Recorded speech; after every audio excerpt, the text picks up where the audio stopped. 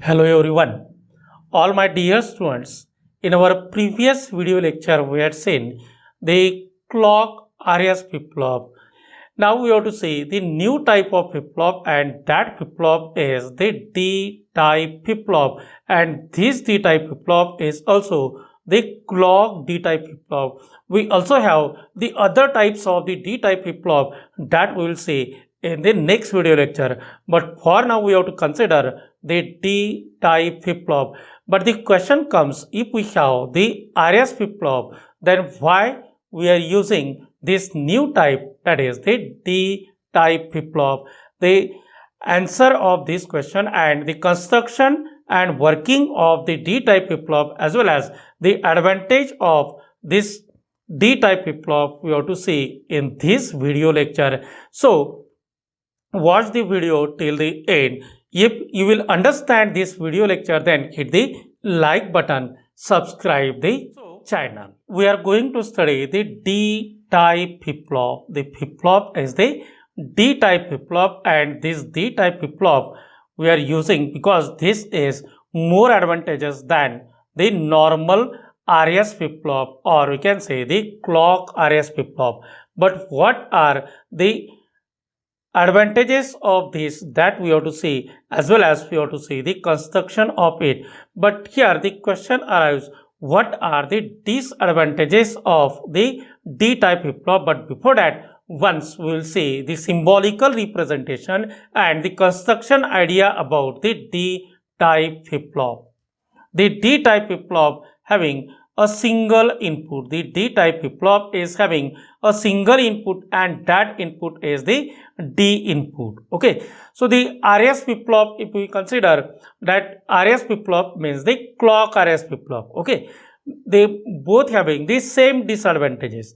The clock RS flip-flop having the two disadvantages. From that, the first disadvantage we consider, that first disadvantage is the clock RS flip-flop can be used to store the binary bit, but here the two lines it requires the two lines to supply the input, to insert the input in the flip-flop. Which are the lines?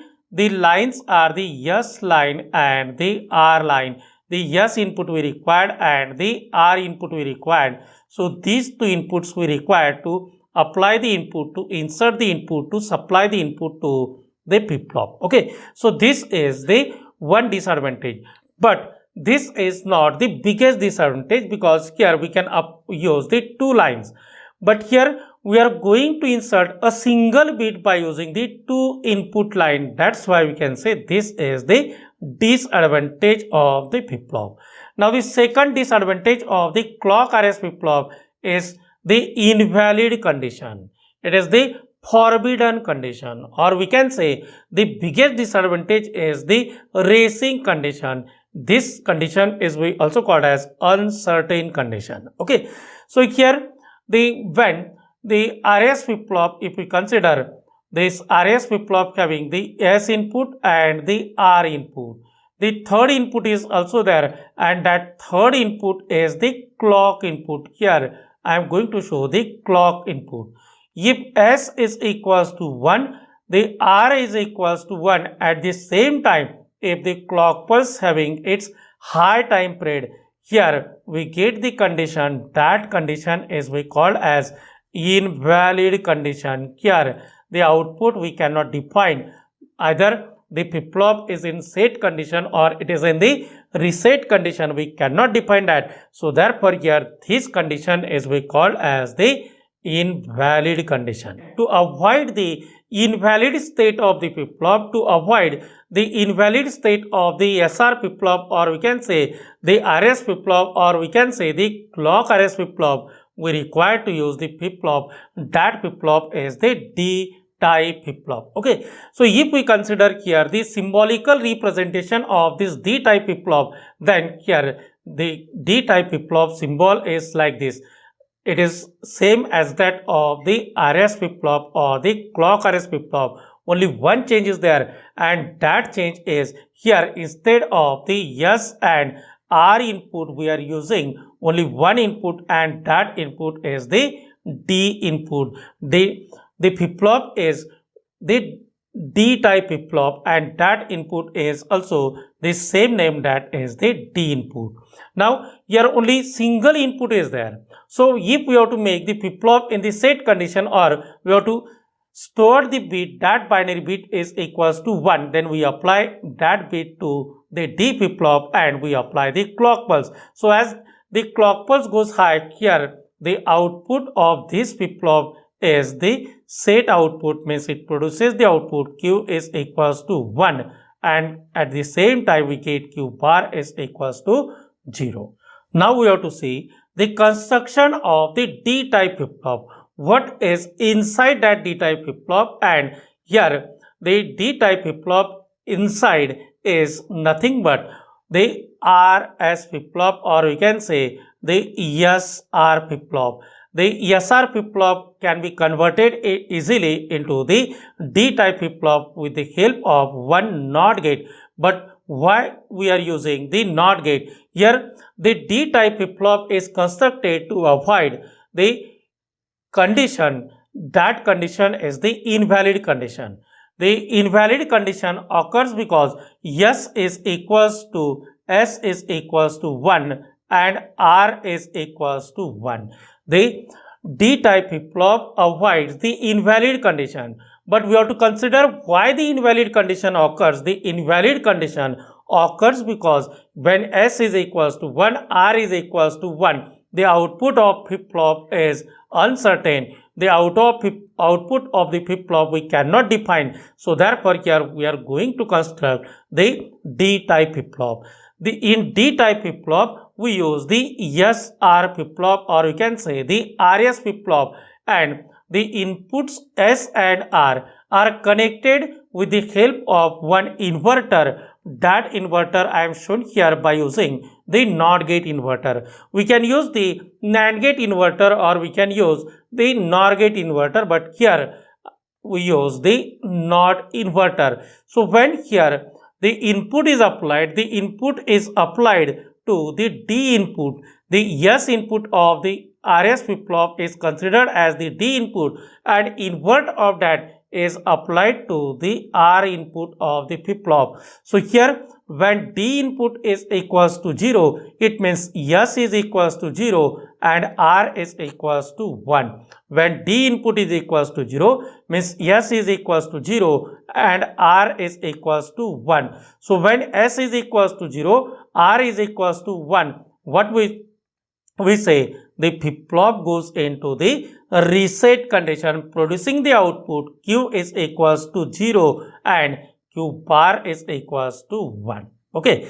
Now likewise, when we apply the D input is equals to 1. When we apply the D input is equals to 1, the D input as directly connected to the S input of the flip-flop. So here the S input is equals to 1 and inversely connected to the R input of the flip-flop. So R input is equals to 0, and we know that when S is equals to 1 and R equals to 0, the flip-flop produces the output Q is equals to 1 and Q bar is equals to 0. The flip-flop goes into the set condition. Okay.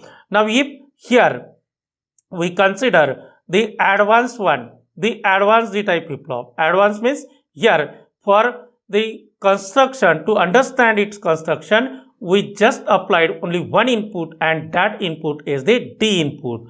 We have to say the clock D type flip-flop. We have to say the clock D type flip-flop, and that clock D type flip-flop we have to construct by using the clock RS flip-flop or the clock SR flip-flop. Here we have the clock RS flip-flop, we have to convert it into the D type flip-flop. So for the conversion, one thing we required, and what is that? Only one thing we required, and that thing is the NOT gate. We have to connect the NOT gate in between the S input and the R input, and S input we consider as a D input. Okay, so here I am going to connect the S and the R input. Here the S input is the D input. Here it is the D input. Okay, then here the R input is there, and the R input is the inverted input of the S. So here we can use one NOT gate. So here is the NOT gate, or here is the inverter. That inverter output is applied to the R input of the flip-flop. Okay, so here this input is the D input, means the S input is used as a D input, R input is the inverted input. Okay, outside of the logic circuit, here there only one input, and that input is the D input. And again we apply the clock input at the same terminal, and here this is the common terminal. This is the common terminal, as we said in the previous flip-flop. Okay, so here this input is we call as a clock input. Now if we consider the total construction, here we require the 4 number of the NAND gate. The D input is directly applied to the upper NAND gate, and its invert input, the D bar, is applied as a input to the lower gate. Means D is applied to the S input and D bar is applied to the R input. Means whatever the input we apply, its inverted input is applied to the R input of the NAND gate. Okay, now the lower NAND gate got the one input and the upper NAND gate got one input. One input of the upper NAND gate and the lower NAND gate is shorted together, and here the common input is applied. That common input is the clock input. Okay, now the output of the upper gate, this one, the output of the upper gate is applied to here the third NAND gate, and the output of this lower gate is applied to the fourth NAND gate. Okay, the same construction we had seen before in the clock RS flip-flop. Okay, now here we have to consider the working with the help of the truth table. This is the logic diagram. Now suppose here we apply the input, that input is equals to 0, and at that time the clock is equals to 0. What condition we get? We get the no change condition. But why we get the no change condition? That is important for us. So here we consider the clock input. So clock input is equals to 0. It means one input of this upper one number NAND gate is equals to 1, and the lower second number NAND gate is equals to 0. Means this gate is having low input and this gate is also having the low input. As we know, the NAND gate having the don't care condition, that if any one input is low, then it produces the high output. It means here we get the high output, and here again we get the high output. Here if the flip-flop was in the set condition, means Q is equals to 1 and Q bar is equals to 0, then it remains in this set condition. How it remains in set condition? See here, the Q is applied as an input to the lower NAND gate. Here means here it is equals to 1. Both the input of the lower NAND gate are 1 1, so therefore it produces the low output, and this low output, that is the Q bar, is applied to the upper gate. So therefore here one input of the upper gate is low, its output is high, means here the Q is equals to 1. In initial condition of the flip-flop was the set condition. Now again it remains in this set condition. Now suppose the D input is equals to 1. The D input is equals to 1 and clock pulse is also equals to low. Now the clock pulse is low, D is equals to 1. Now we say what happens if the clock is low and D is equals to 1. Okay, now the D input is directly applied to the upper gate, means one input of the upper gate, that is S input, is equals to 1 and the R input is equals to 0. S input is equals to 1, R input is equals to 0. Clock is 0, it means the upper gate having one input is low, so therefore the upper gate produces the high output and the lower gate also produces the high output. The two output gates are here.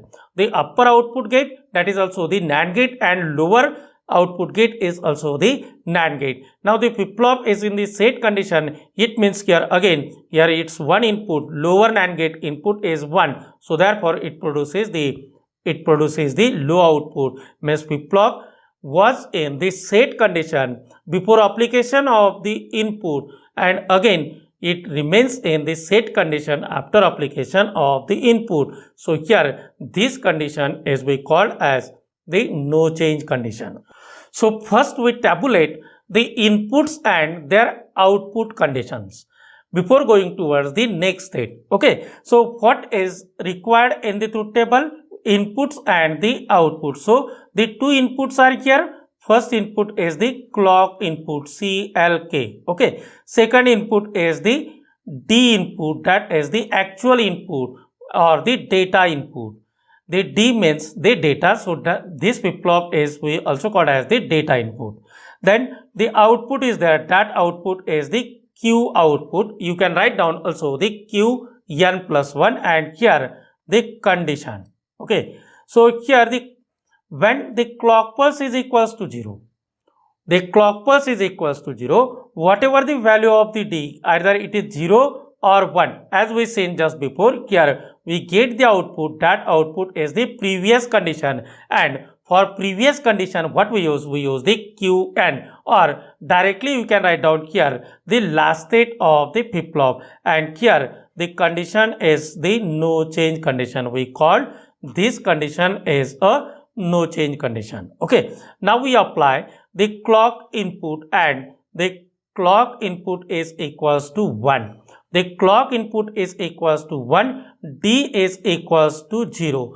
Clock input is equals to 1 means the clock is high, D is equals to 0, as D is directly applied to the S input means S is equals to 0, and it is applied after inversion to the R input means R is equals to 1. The clock is high, so one input of upper gate and lower gate are 1 1. So here for the upper gate its output is equals to 1, as the NAND gate produces logically high output if its any one input is logically low. Okay, now here it produces the low output.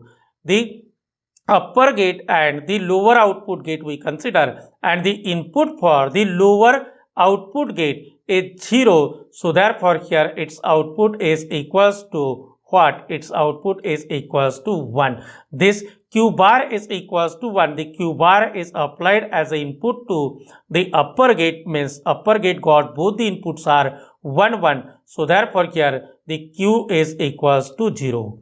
When the clock pulse is equals to 1, D is equals to 0, the output Q is equals to 0, and here this condition is what we call it as a reset condition. When D is equals to 0, actually for the RS flip-flop, S input is equals to 0 and R input is equals to 1. It means that flip-flop is in the reset condition. Okay, now here we consider the next condition, and the next condition is clock pulse is equals to 1. Here in next condition we consider the clock pulse is equals to 1, but D input is equals to 1. The clock pulse is 1, D input is equals to 1. It means the S input is equals to 1 and R input is equals to 0. The upper input gate having both the inputs are high and lower gate having one input low. So therefore here the lower gate produces the high output, whereas the upper gate produces the low output, means here one input is equals to 0. So as the one input of the upper output gate is low, so therefore here it produces the high output. This high output means Q is equals to 1. This Q is applied as a one input for the upper gate, so lower gate, so both the inputs of the lower gate are 1 1, means here its output is equals to 0. We got the output Q is equals to 1 and Q bar is equals to 0. It means the flip-flop goes into the set condition. Flip-flop goes into the set condition. Okay, now what next? Then D-type flip-flop, the set condition is there, reset condition is there, but invalid condition is not occur because the S and the R input of the clock RS flip-flop S and R input of the clock RS flip-flop are inverted, both are not same at the same time, the no change condition occur. That no change condition is due to the clock pulse, clock is low, then there is a no change condition. But here there is no invalid condition. Sum up the advantages of the D-type flip-flop, data type flip-flop. The D-type flip-flop is we also called as the data type flip-flop, and in this data type flip-flop we got the two advantages. What are the advantages of the D-type flip-flop or the data flip-flop? So here we can say the first advantage of the D-type flip-flop is that there is only one input line. Only one input is required to apply the input data or to supply the data. In case of the clock RS flip-flop, we require the two input lines, and here only one input line is required. The second advantage is in clock RS flip-flop we get the invalid condition, we get the uncertain condition, but here in this case there is no invalid state, there is no invalid condition, because the inputs applied, that inputs are the inverted inputs. Okay, so this is all about the D-type flip-flop or the data type flip-flop. There is a question in examination, what is the D-type flip-flop? Or the question may be like this: why the D-type flip-flop is used? What are its advantages? Explain the working of D-type flip-flop by using the logic diagram. So first you have to write down what is the D-type flip-flop, what are the disadvantages of the RS flip-flop, clock RS flip-flop, or what are the advantages of the D-type flip-flop. Then you have to write down its construction, and the construction can be written with the help of the logic diagram, and its working can be explained with the help of the truth table.